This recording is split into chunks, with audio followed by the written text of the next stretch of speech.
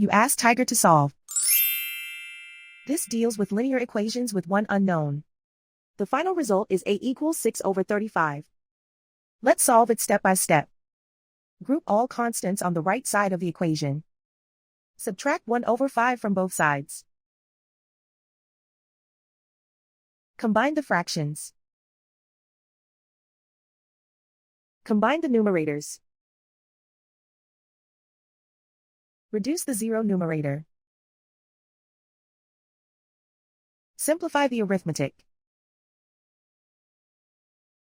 Find the lowest common denominator. Multiply the denominators. Multiply the numerators. Combine the fractions. Combine the numerators. Isolate the a. Multiply both sides by inverse fraction 2/-9. Move the negative sign from the denominator to the numerator. Group like terms. Multiply the coefficients. Simplify the arithmetic.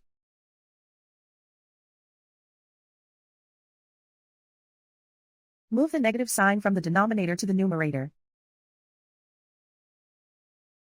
Multiply the fractions.